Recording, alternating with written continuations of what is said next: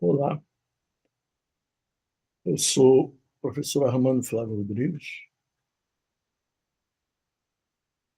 fui por 14 anos professor de física na Universidade Federal Fluminense,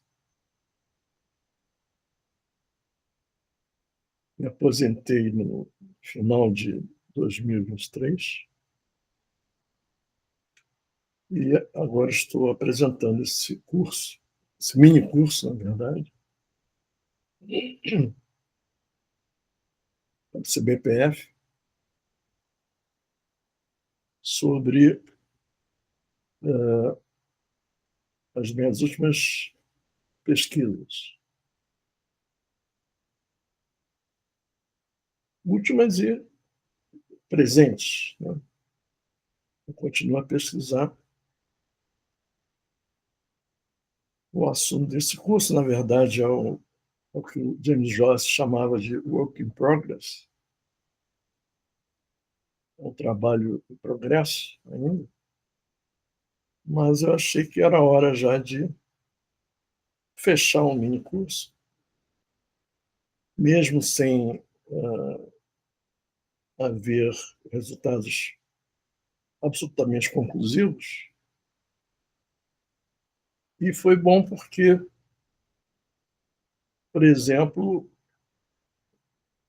uma editora, a Dialética Editora, me convidou para publicar esse curso como livro. E ela é uma editora que, no ano passado, 2024, ela venceu o prêmio Jabuti Acadêmico, que é um prêmio otorgado pela Academia Brasileira de Letras. Então, ela tem história, né? Não é uma editora que surgiu do nada. E estamos em tratativas para formalizar a publicação desse curso. Bom, dito isto, vamos apresentar o próprio curso. Eu vou fechar a minha câmera. Vocês não vão ser obrigados a ficar olhando a minha cara, né, esse tempo todo.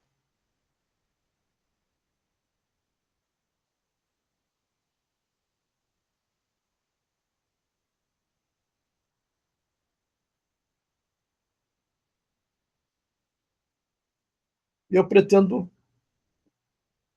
apresentar esse curso em 3 aulas.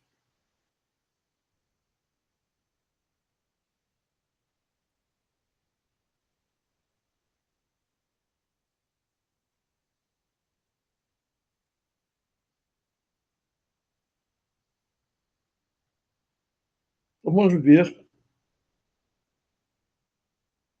o sumário do curso, né, os itens que compõem esse curso.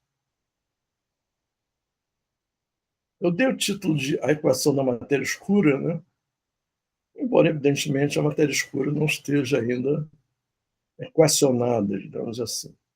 A gente vai ver isso ao longo da minha apresentação. E tomei como mote inicial, como estímulo inicial, a comemoração de 60 anos de uma equação muito pouco falada, muito pouco conhecida, que é a equação de Wheeler-DeWitt.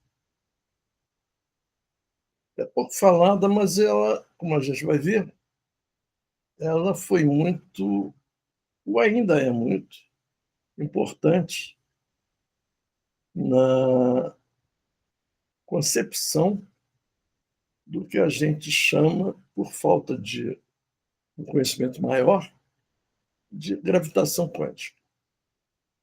A gente vai ver como isso se dá. Bom, o sumário está aqui. Eu parto lá do início. Depois a gente vai ver itens pouco falados, pouco difundidos nos livros de texto, inclusive, né? Como é, por exemplo, o problema do tempo quântico, até chegarmos à matéria escura propriamente dita, a descoberta e a confirmação dela. Nesse item 7.1, a gente encerra a primeira aula e a segunda se inicia falando de geometrização, física e filosofia, que é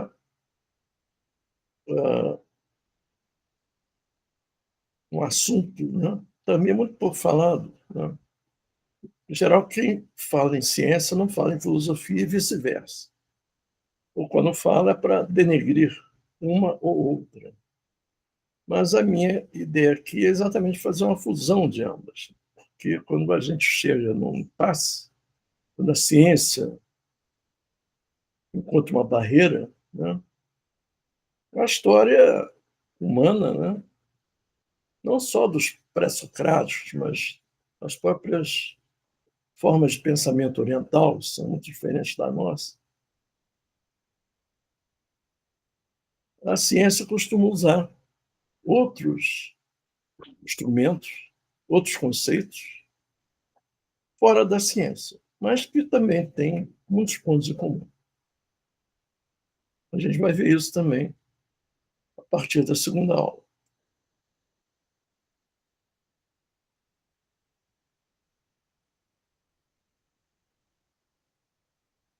E a terceira aula, que é de longe a mais elaborada, né, e que contém mais resultados originais, é nela que eu vou apresentar conceitos vistos habitualmente em física, como emaranhamento, entropia, mas acrescentando algumas outras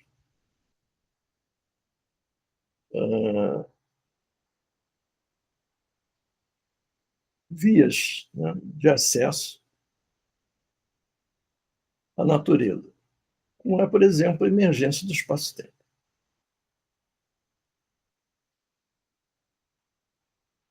Eu já aviso que, particularmente nessa etapa final, nessa última aula, né, eu vou falar um pouco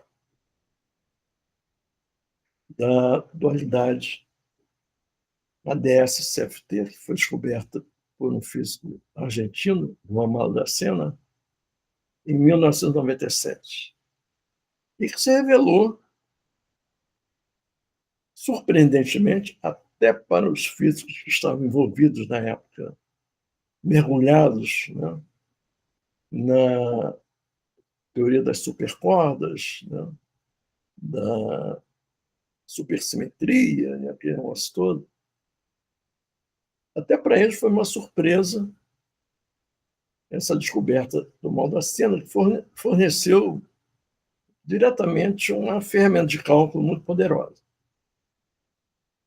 A teoria das supercordas já está na fímbria do esquecimento, mas a dualidade ADS-CFT continua em voga, né?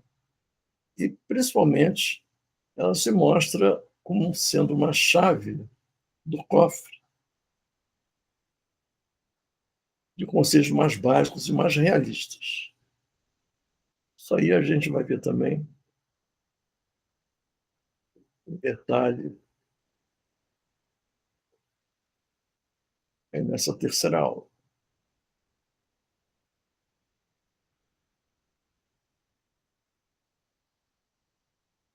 Só para deixar bem claro, as referências eu preferi inseri-las no próprio texto. Eu, particularmente, não gosto de ler um texto que vive remetendo as referências ao final. Aí você vai ler um texto que tem 150 referências. Cada vez que um é citado, você tem que interromper a leitura e procurar a referência. Para mim, isso é muito chato, é muito contraproducente. O importante é você manter o fluxo do raciocínio, manter o fluxo da atenção, principalmente, no que se está discutindo. E não ir buscar uma referência lá no final, de repente não acrescenta nada, né? Foi apenas uma idiosincrasia do autor. Então, eu optei por incluir as referências no próprio corpo do texto. Então, ninguém vai ficar sentindo falta de referências. Eu, particularmente, não contei nem quantas referências, mas acredito que chegue à ordem de uma centena, né? Essa é uma pesquisa que eu venho fazendo há mais de 10 anos, então não caberia aqui eu listar no final. Certamente eu tenho mais de 300 referências a citar, mas não faria sentido uma coisa dessa, né? O volume do texto é ficar muito grande, ninguém ia prestar atenção naquilo. Nem ia servir para nada, na verdade, né? A não ser que fosse um especialista, que fosse buscar uma referência específica sobre um dos itens aqui falados. Bom, dito isso, após essa apresentação, um pouco, digamos, iconoclasta, né, vamos às origens. As origens são descritas em um artigo de Carlo Rovelli, que é um físico italiano que eu respeito muito, até por causa da formação filosófica dele. Ele é formado em física e em filosofia e é italiano. Os italianos têm a sorte de serem alfabetizados com a Divina Comédia de Dante, né? É uma diferença de qualidade muito grande, não só ao restante da Europa, como à América, né, em geral. Aqui a gente fica no vovó viúva e assim vai.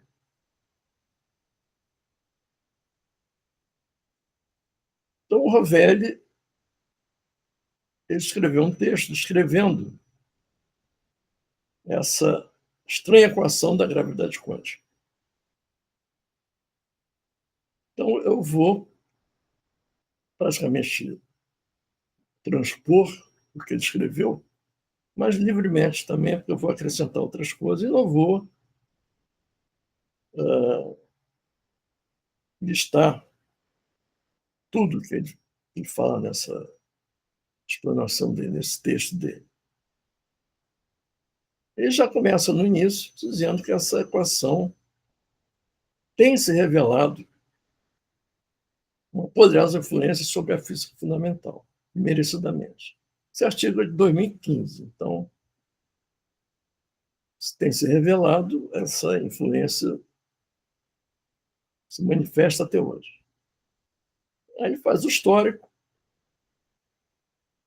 do John Wheeler, em 1965. Só para localizar, o John Wheeler foi o orientador do Feynman, né?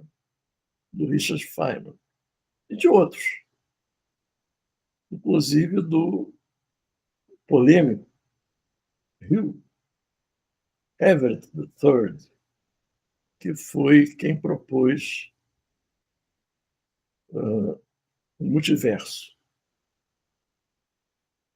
em 1963, antes dessa equação. Aliás, a proposta da tese de doutorado do Everett foi renegada pelo Wheeler, né? O Wheeler disse que não tinha nada a ver com aquilo. Depois ele fez uma meia-culpa, até porque o próprio Bryce DeWitt foi quem resgatou a tese do Everett. E até hoje essa polêmica da existência ou não do multiverso se deve originalmente ao Everett e secundariamente ao Bryce DeWitt, que refinou melhor a proposta. Bom,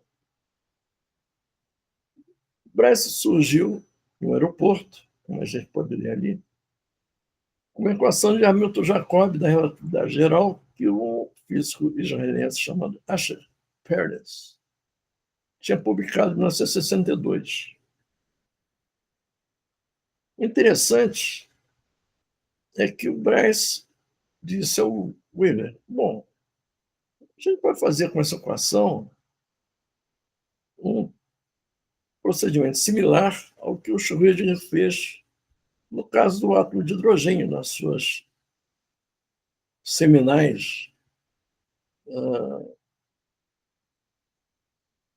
apresentações, que chegam a 100 páginas, né, que fundaram a mecânica ondulatória, em 1925. Então, o Bryce disse ao Wheeler: vamos ver se a gente consegue alguma coisa usando essa equação de Hamilton-Jacobi no caso quântico. Na verdade, o que o Schrödinger fez foi uma meia-sola, digamos assim, né? Ele chegou a uma equação de segunda ordem de coordenadas, de primeira ordem do tempo, mas o que o Bryce queria era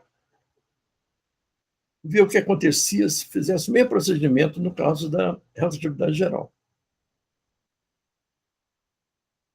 Então, ele obteve uma segunda equação. O Wheeler percebeu que aquilo ali era um achado, né? E chamou entusiasmadamente essa equação de a equação da gravidade quântica. Isso na conversa com o Wheeler, né? Relato do próprio Wheeler. O Wheeler depois ficou chamando essa equação de Einstein-Schrödinger. E o DeWitt a chamava de equação de Wheeler, ou pior ainda, aquela maldita equação, que ele ficou muito satisfeito com essa equação. Mas até hoje, essa equação é chamada de equação de Wheeler-DeWitt, abreviadamente, WDW.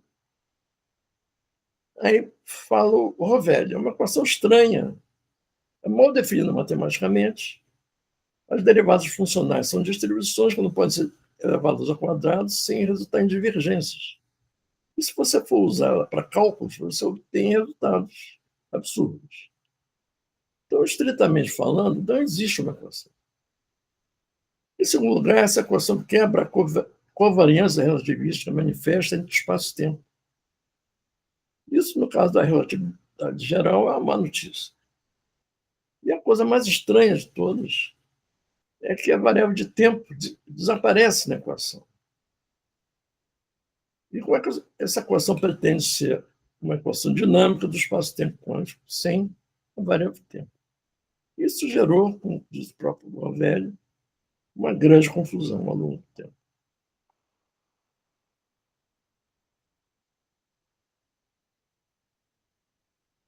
Agora, a despeito dessas limitações e dessas confusões todas, a equação de Wheeler-DeWitt é um marco fundamental no desenvolvimento da relatividade geral.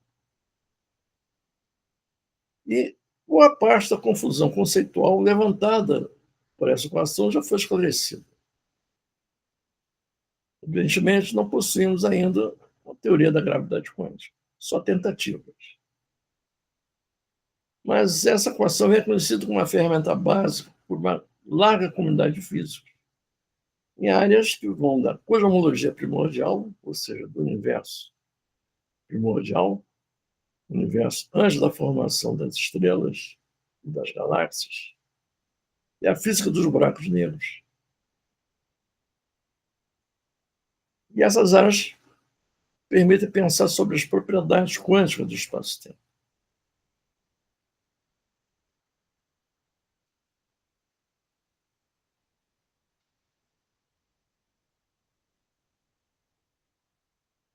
Uma coisa que ele ressalta, né, é que essa equação permite uma nova concepção em que a teoria descreve também o que acontece com o espaço e com o tempo, que deixam de ser um pano de fundo, digamos assim, para a teoria.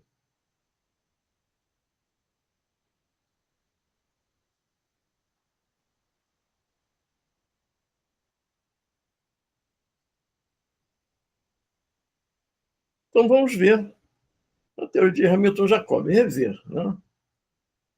Aí eu usei o texto excelente do livro do meu amigo professor Nivaldo Agostinho Lemos, da UF, Mecânica Analítica, 2004, onde ele expõe bastante clareza, né, a analogia entre mecânica clássica e óptica geométrica, a partir da teoria de Hamilton-Jacob,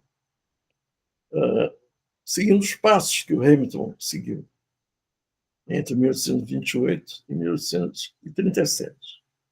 Não vamos entrar em detalhes.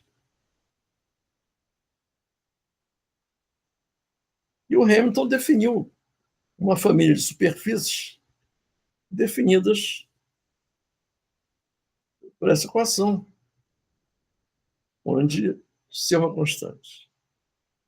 Ou seja, em cada instante t, a trajetória da partícula é perpendicular à superfície, definida por essa equação. Então, você pode obter todas as trajetórias mecânicas possíveis por meio da construção das trajetórias ortogonais das superfícies S igual a constante. Essa característica dessas superfícies S vai surgir mais fortemente na formulação da relatividade geral, onde elas vão ser chamadas de superfícies de Cauchy.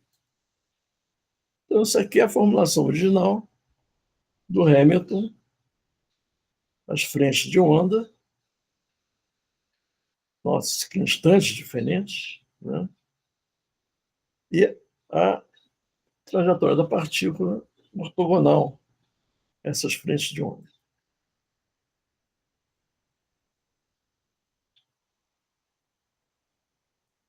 O Schrödinger, o que ele fez?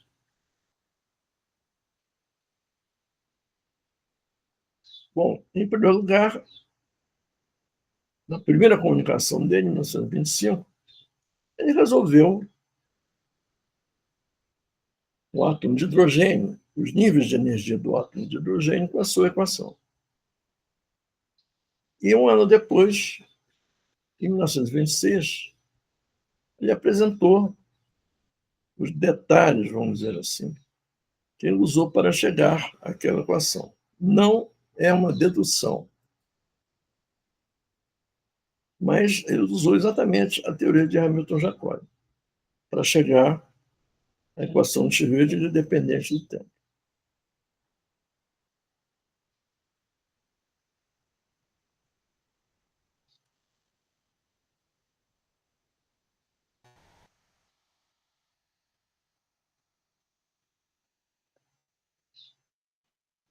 Então, o que o Schrödinger fez foi, na verdade, transpor o método de Hamilton, usando a equação de Hamilton-Jacob, ao limite quântico. Quando agora você tratava mais de ótica geométrica ou ótica ondulatória, mas sim de partículas. Então, a trajetória agora passa a ser a trajetória de partículas.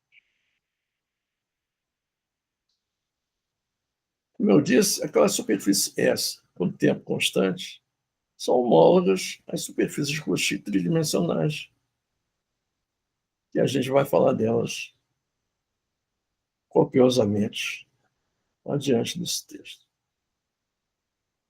Uma coisa interessante também é que nesses 3 trabalhos do Schrödinger, entre 1925 e 1926, ele considera inicialmente a função psi como uma onda física pura, mas ao final de 100 páginas, no finalzinho, no último artigo dele, ele é obrigado a se render que essa função é uma função complexa. Mas não dá o braço a torcer. Ele diz que é apenas uma possibilidade heurística, não é uma onda física. Ou seja, é uma artimanha que permite você fazer cálculos, mas não espelha a natureza. Bom, é que eu exponho o nascimento da equação de Wheeler-DeWitt a partir do trabalho de Pérez. Interessante é que o trabalho de Pérez, em 1962, não é, na verdade, um artigo de física. É um artigo de física matemática, onde ele estuda as condições iniciais das equações da relatividade geral. Aí, na penúltima página, na seção 6, intitulada Interpretação Física, ele entrega que a observação de que as equações que obteve correspondem a Hamilton Jacobi. E essa observação se deve a um físico alemão que colaborou com Einstein na construção da inalcançável teoria do campo unificado. O físico Peter Gabriel Bergman. Quer dizer, não foi ele que descobriu que havia descoberto o análogo na relatividade geral das equações de Hamilton-Jacobi. Mas aqui vem uma descrição mais técnica, né, de como se obtém a equação de Hamilton-Jacobi na relatividade geral, usando o formalismo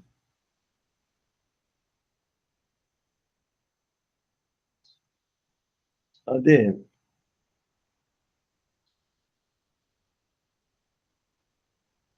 O formalismo ADM foi formalismo criado por Arnold Deser Misner. Misner foi um dos coautores com o Wheeler naquele famoso livro Gravitation, né? Wheeler, Misner e Thorne.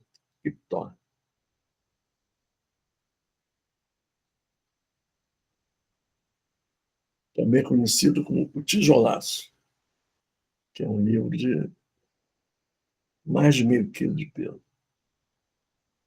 que até hoje não teve uma segunda edição. Eles sempre reimprimem, mas não alteram nada do texto, que mostra que o conteúdo é bastante robusto.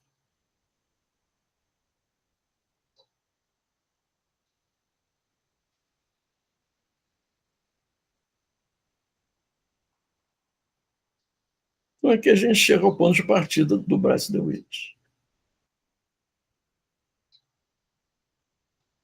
Escreve como é que o fluido chegou a um átomo de hidrogênio, a partir da equação de Hamilton-Jacobi de um elétron em potencial de Coulomb, simplesmente substituindo aquelas derivadas por operadores diferenciais, multiplicados por menos I H cortado.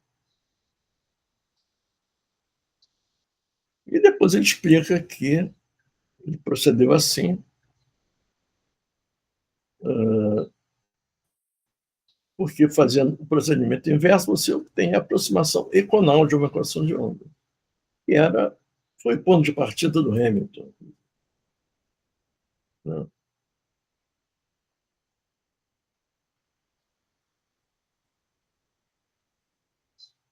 Agora é a questão do tempo. A equação de Wheeler-DeWitt não tem uma variável temporal. Especulou durante muito tempo que isso se devia a um misterioso mecanismo quântico de desaparecimento do tempo. Mas não é isso. Isso depende apenas da aplicação da teoria de Hamilton-Jacobi à formulação clássica da relatividade geral, que é o uso da covariância geral. Mesmo classicamente, quando você aplica a teoria de Hamilton-Jacobi, a relatividade geral, a variável tempo desaparece.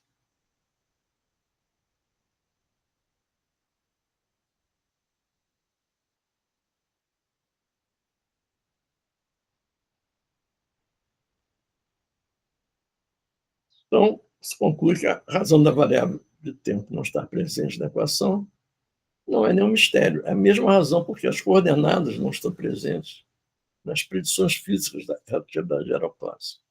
Não possuem significado físico. Inclusive, a coordenada temporal.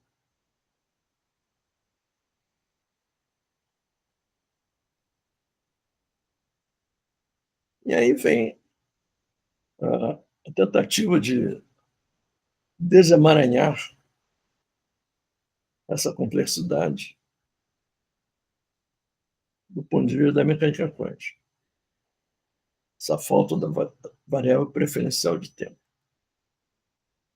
A solução do Rovelli é que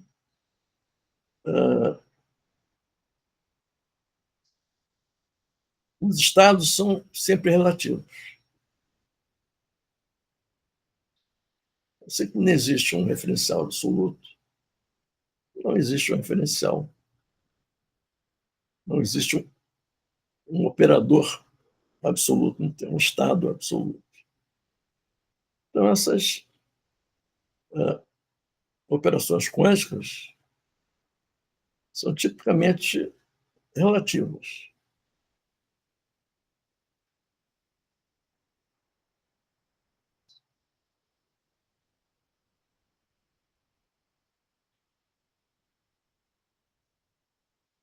Bom, aqui eu faço uma apresentação, reproduzo, na verdade, a apresentação do Rovelli sobre a equação de Ridley-Dewitt na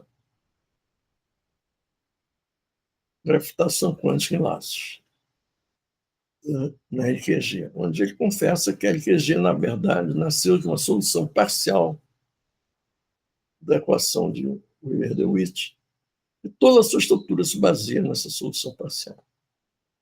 Então, não vou entrar em detalhes, porque não nos interessa muito isso. Mas, evidentemente, quem estiver interessado pode se referir ao texto do curso que está apontado na página de abertura, naquele endereço.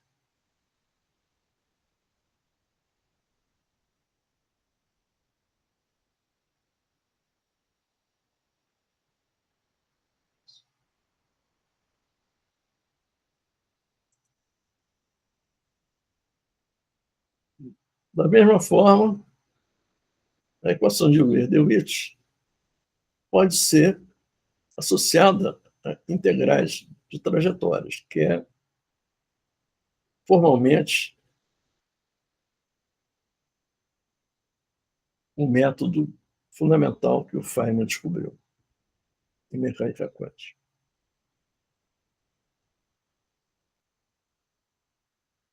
O interessante é que, em 1983, 20 anos após a descoberta da equação de Euler-Dewitt, o Stephen Hawking e o Rothwell publicaram um artigo usando exatamente a equação de Euler-Dewitt, que eles usam para definir uma equação de onda do universo.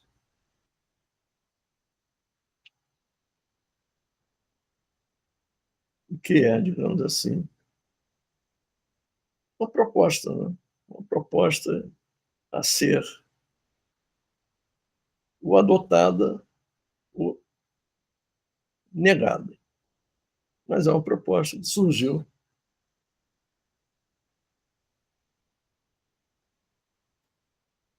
da identidade que eles descobriram entre a equação de Euler-Dewitt e a solução para as equações de Einstein.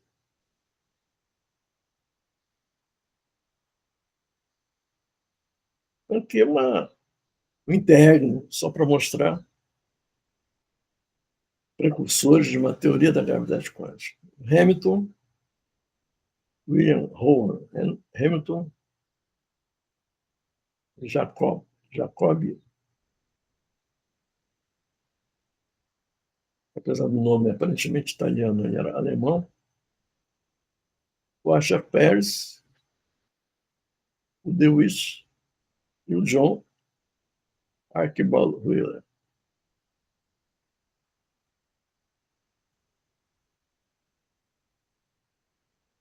E o problema do tempo da mecânica quântica? Né?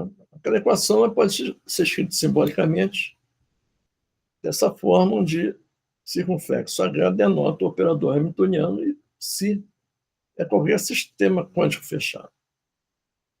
A gente vai ver mais à frente, eu já estou me adiantando aqui, que eu vou considerar um ralo de matéria escura como um sistema quântico fechado, com bastante justificativa.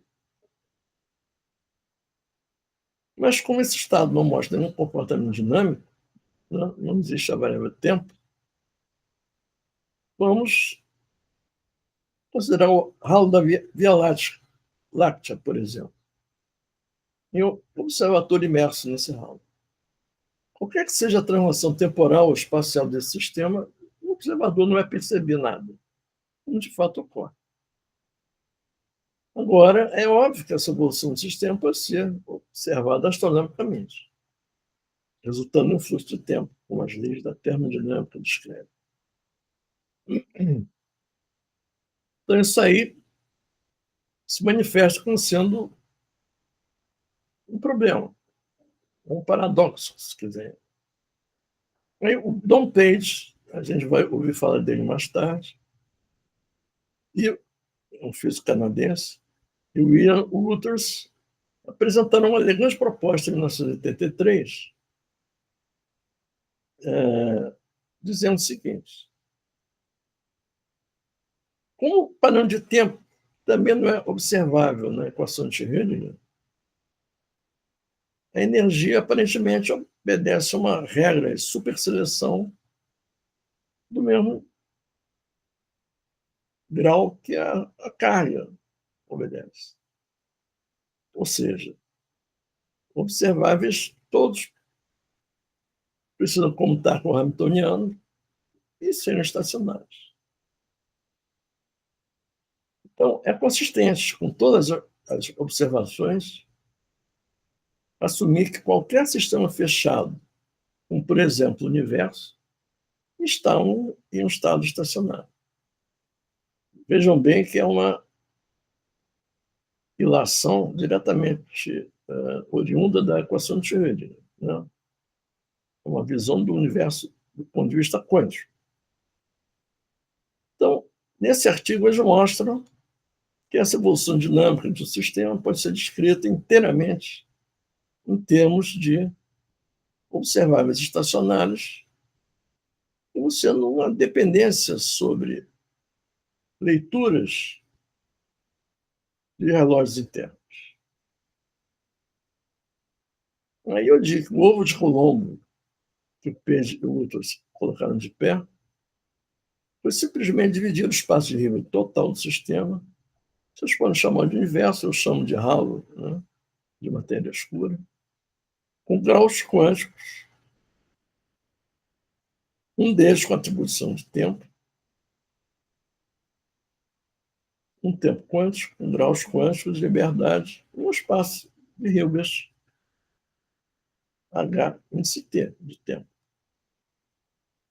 Em suma, o relógio quântico é simplesmente um subsistema cuja evolução passa a ser tomada com referencial de tempo.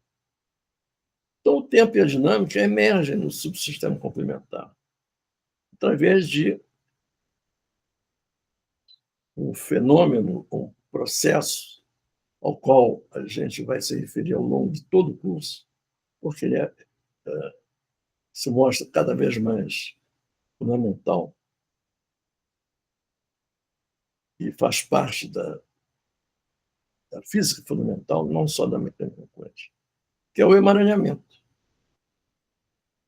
Então, aquele espaço de Hilbert, HT, e o espaço de Hilbert complementar, HS, estão emaranhados, sendo que o HT ele possui um observável tempo.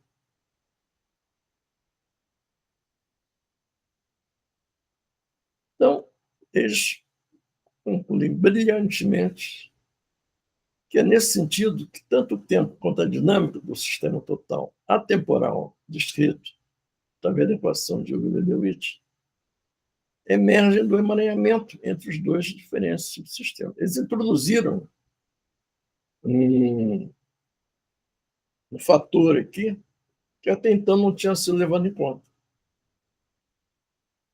Até por um certo cuidado, né? Porque em 1935, o famoso artigo EPR de Einstein, Podolsky e Rosen disse que o emaranhamento era uma ação fantasmagórica à distância. Então, esse fantasmagórico ficou atravessando as décadas, né? Mas o Page e outros, o Page foi, inclusive, aluno do Kip Thorne. Kip Thorne foi um dos supervisores do doutorado dele. Então, eles tiveram a coragem de incluir o emaranhamento como sendo uma solução para essa história de não havia variável de tempo na equação de Euler-Lewis quando se aplica a mecânica quântica. E as pesquisas prosseguindo, né? A gente falou em 1983, só em 2015, né, foi obtida uma descrição quântica desse tempo experimentalmente consistente. Experimentalmente, vejam bem, foi feito um experimento que reproduz a estatística correta de medidas sequenciais realizadas em um sistema em diferentes tempos. Essa figura aqui exemplifica o esquema utilizado. O estado global, se um outro meio cat aqui para diferenciar do estado quântico local. O sistema HS está representado no eixo X, no eixo Y, e o espaço de Hilbert, HT, está no eixo horizontal.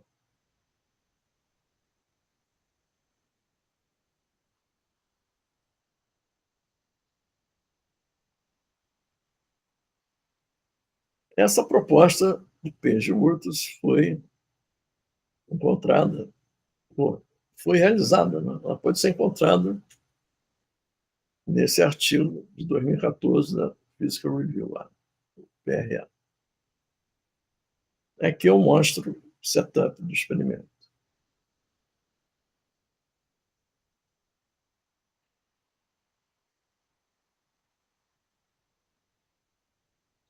O PAW, evidentemente, é como se abrevia hoje o Page and Wurtz, a proposta, o mecanismo de Page and Wurtz. Então,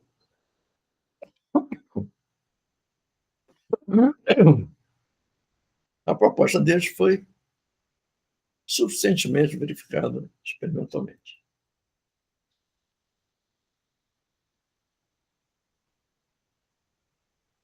Mas há um porém. Né? Na proposta original, HT e HS representam dois subsistemas não interagentes. Então, você pode apresentar o Hamiltoniano total como sendo produto tensorial entre os dois. Então, o princípio, o relógio quântico em HT e o subsistema complementar em HS não interagem entre si. Agora, levando em conta a minha hipótese, como transpor esse mecanismo para um ralo de matéria escura que contém galáxias que interagem gravitacionalmente entre si e com a própria matéria escura? A conjectura é que a entropia da interação gravitacional é tão inferior microscopicamente à da interação forte entre quarks e gluons no QGP, que se formou primordialmente, pode ser relativamente considerada uma interação local quase nula, permanecendo no sistema quântico total do halo devido às grandes massas de clusters e galáxias visíveis em seu centro, interagentes com a matéria escura globalmente através do emaranhamento que permanece.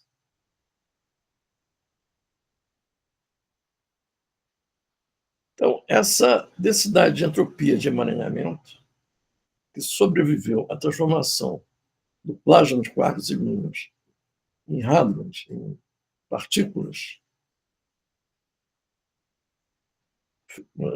através do resfriamento do universo, essa densidade se transforma em densidade de energia gravitacional.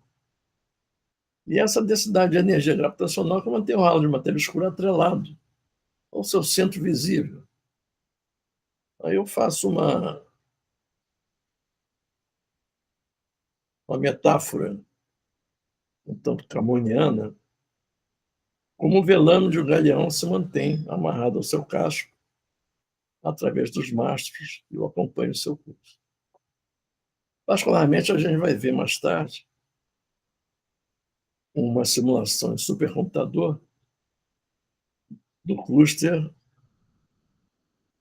BALA, o Bullet Cluster. E a gente vai ver por que é chamado e por que essa minha conjectura aqui faz sentido. Não é apenas uma conjectura delirante.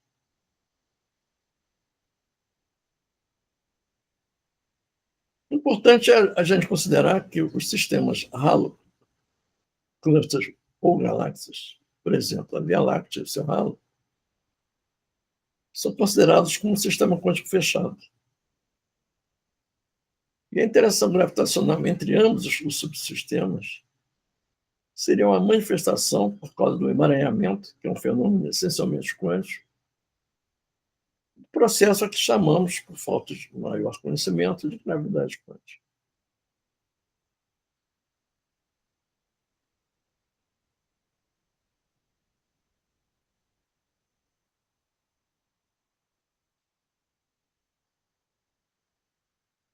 E aqui eu faço uma análise mais rigorosa disso, né?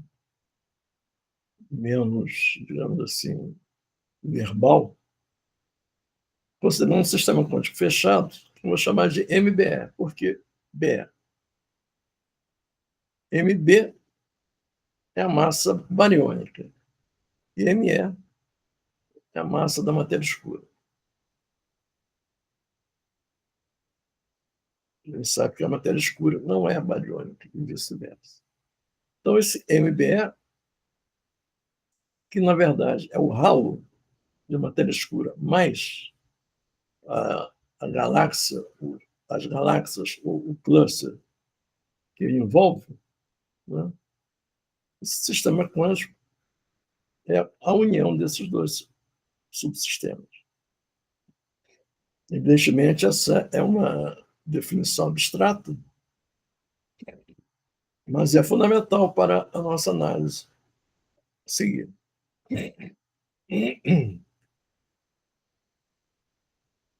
Então, é que eu faço uma formulação daquele MBE do ponto de vista quântico, do ponto de vista de uma função de onda psi, que representa o MBE.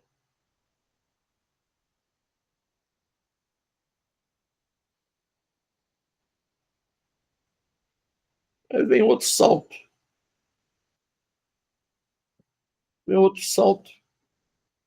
porque quando a gente escreve o operador hermitiano de tempo na representação de energia como sendo uma equação diferencial, né?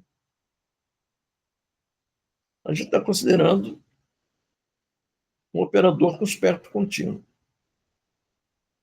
Mas como a gente está considerando um sistema isolado, né, o MBE, com tamanho infinito, ele tem limites, ele tem fronteiras, né? A gente não pode introduzir um operador hamiltoniano com espectro contínuo. Então, a gente precisa de um operador de tempo hamiltoniano, diferente de T, que é o que a gente conhece visualmente, mas que seja discreto. Isso foi feito introduzindo-se a grandeza age, né, que em inglês é a idade, definindo alto valor de energia igualmente passados. Age, então, vai ser descrito por operador hamiltoniano, que é complementar a um hamiltoniano com espectro discreto contido em intervalo limitado. Ou seja, a gente saiu daquela imagem, né, do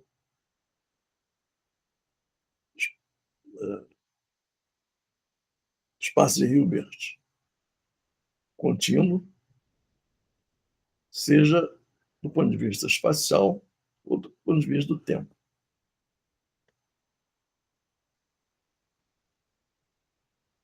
Não é necessário que esses altos valores de energia sejam igualmente espaçados, porque quando eles têm alto valor de energia irregularmente espaçados, essa grandeza H, em vez de ser descrita por um operador, ela vai ser descrita como uma medida positiva com valores em operadores. Mas, para simplificar os cálculos, a gente usa um dispositivo descrito por um hamiltoniano com valores igualmente espaçados, mas sabendo que, quando a gente usa operadores irregularmente espaçados, não há perda de generalidade.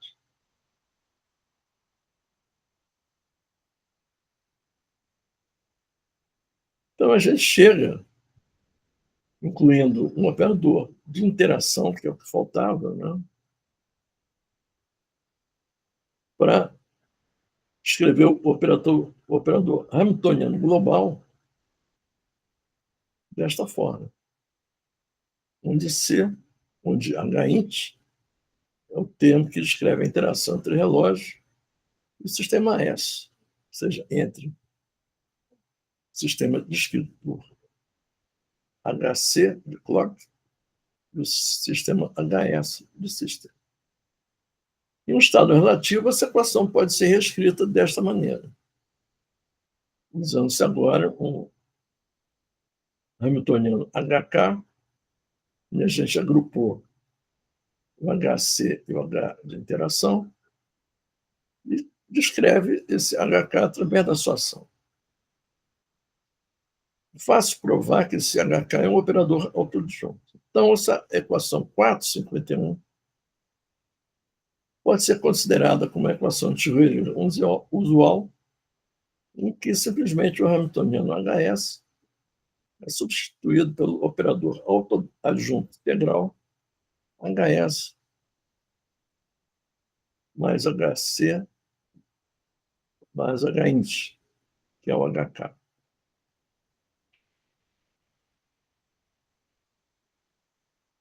Então, vamos supor o caso em que o relógio e o sistema S estão acoplados através da gravidade newtoniana, né? Simplesmente para simplificar. Então, o hamiltoniano de interação vai ser escrito dessa forma, onde foi introduzido uma instância D entre o sistema relógio e o sistema complementar, S. Essa distância é um número. E essas massas de C e S foram promovidas a operadores através da equivalência de massa e energia. Então, a gente introduz aqui a equivalência da relatividade restrita. Usando-se essa equação, a gente pode calcular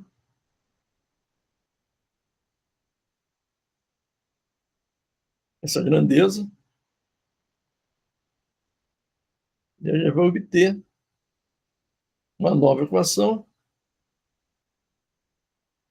onde agora a gente tem um hamiltoniano efetivo.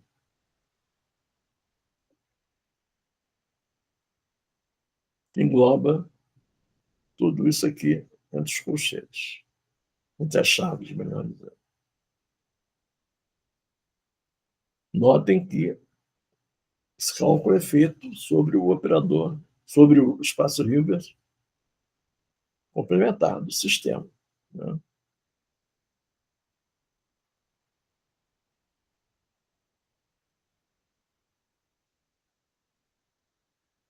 Então, aquela equação nos diz que a interação gravitacional induz uma correção de energia dentro da equação de Schrödinger da ordem de G sobre C4, e que essa correção é inversamente proporcional à distância D entre o relógio e o sistema S.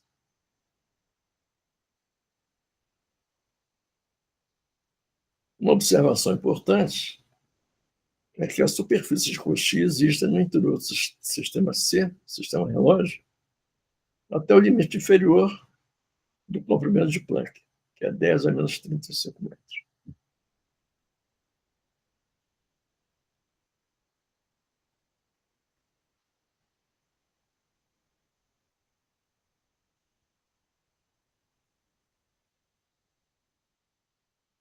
Bom, aqui eu apresento apenas a troco de uma complementação, mas não vamos nos estender sobre isso. Um resultado muito recente, 2024,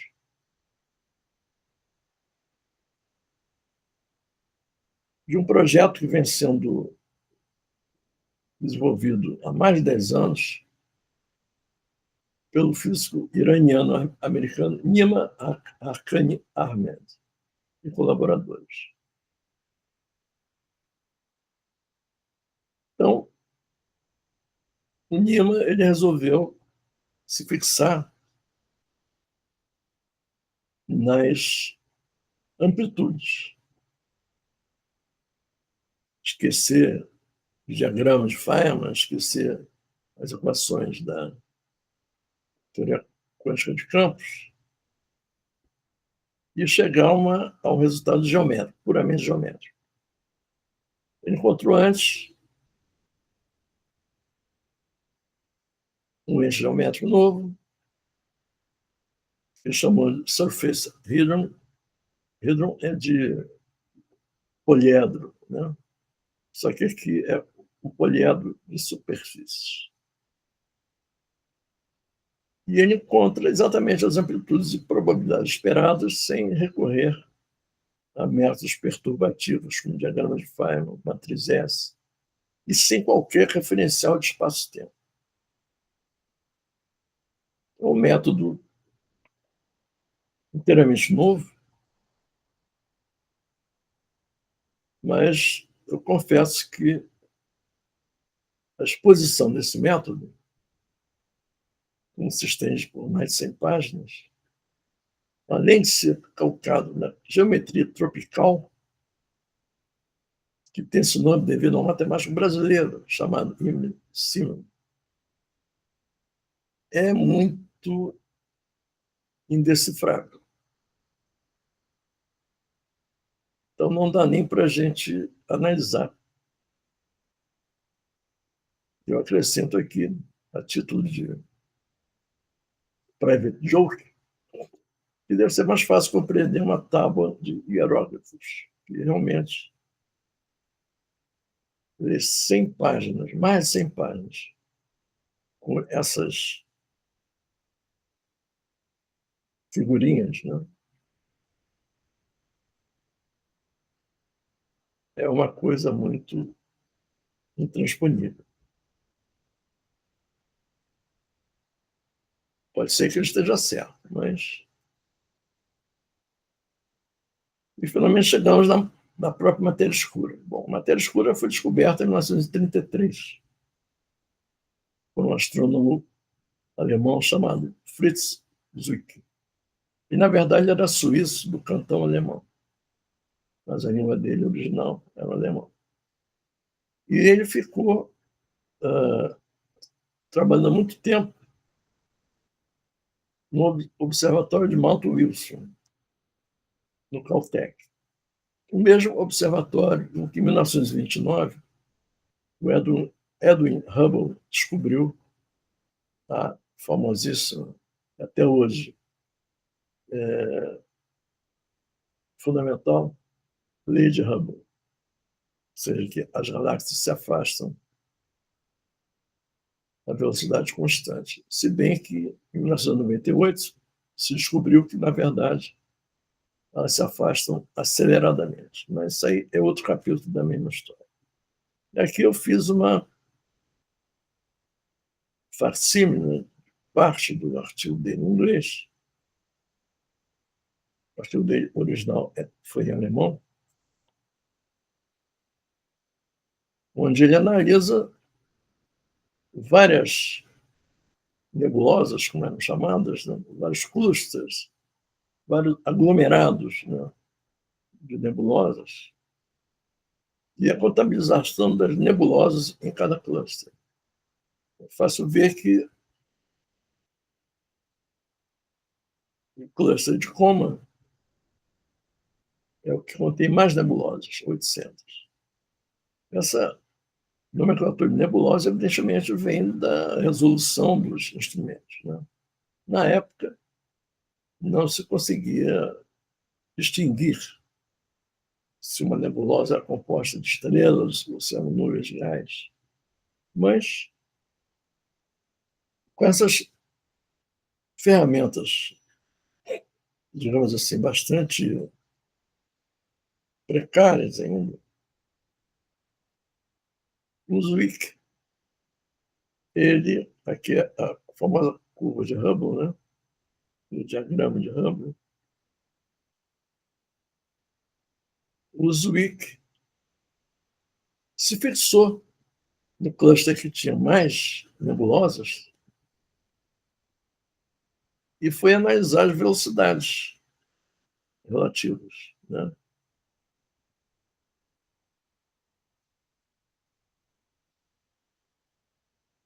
E ele descobriu que existem no cluster de Coma diferenças aparentes de velocidade de apenas 1.500 a 2.000 km por segundo. Então, ele fez uma suposição absolutamente fora da caixinha, né? Ninguém nunca tinha feito isso. Ele usou um teorema clássico, conhecido há séculos, chamado o Teorema do Virial, que compara as energias cinéticas com as energias potenciais de um sistema fechado. Ele considerou as energias cinéticas médias, a energia potencial média,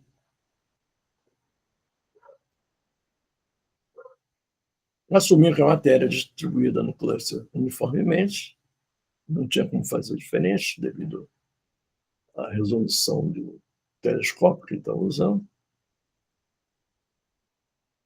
e obteve simplesmente um resultado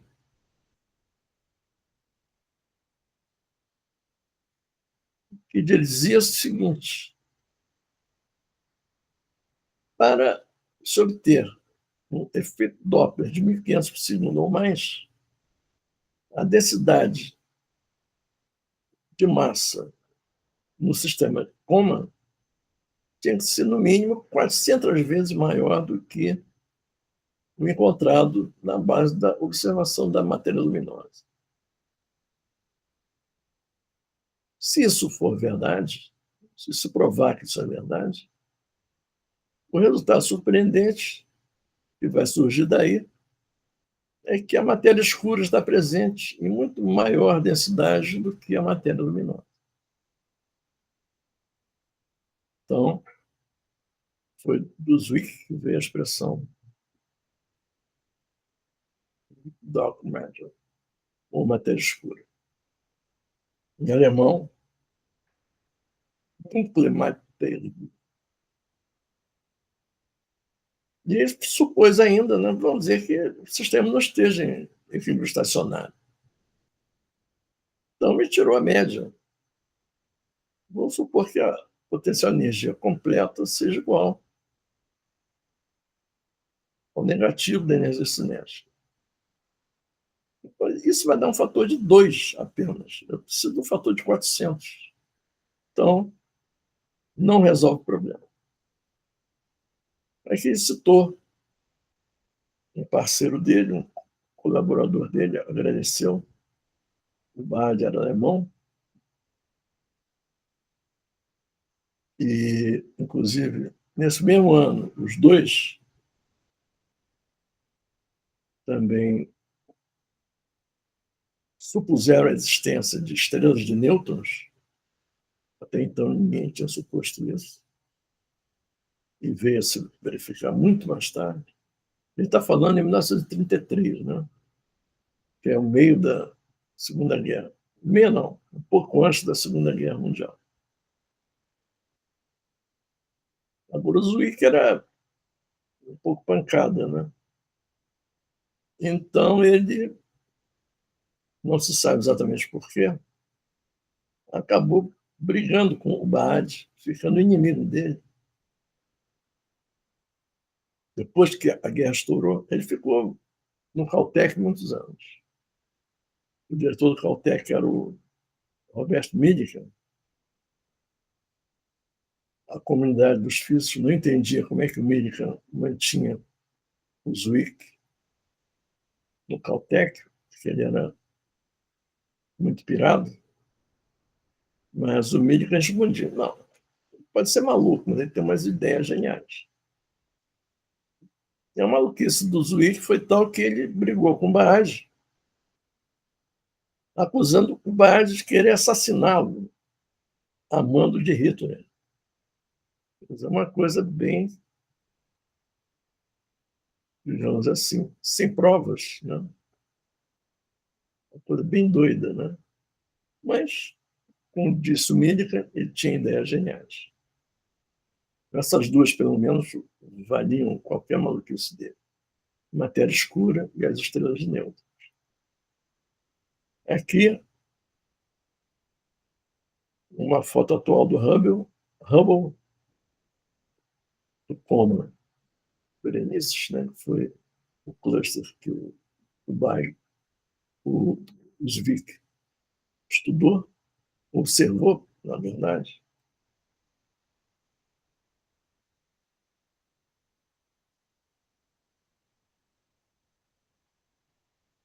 E, atualmente, um trabalho bastante recente, 2025,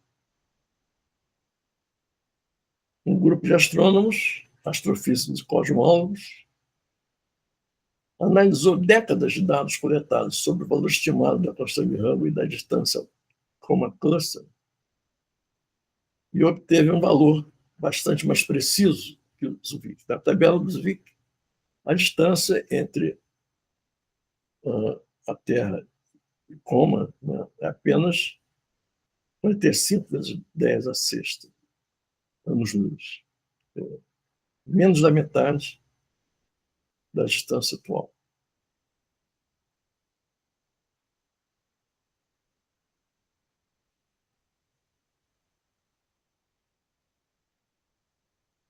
E aqui eu apresento algumas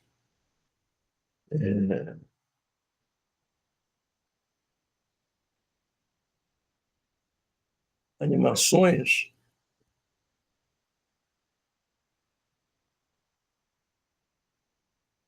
que corroboram essa intuição do Zwick. E acrescentam novas e inesperadas propriedades da matéria escura. Esse grafo de pizza aqui é bastante recente, diz respeito a uma época em que o universo tinha apenas 380 mil anos. E essa aqui é o gráfico de pizza relativo aos dias de hoje. Então, a energia escura, na época em que não havia buracos negros, né, nem estrelas, a cidade do universo não havia estrelas nem buracos negros, mas já havia matéria escura muito maior quantidade do que a quantidade de átomos, de fótons e neutrinos. Hoje em dia, há experiências pretendem demonstrar que os neutrinos são responsáveis pela matéria escura, especialmente um tipo de neutrino não detectado nunca, chamado neutrino estéreo, né? Mas esse simples gráfico aqui leva a duvidar muito desse resultado. Então, vamos ver esses dois vídeos aqui.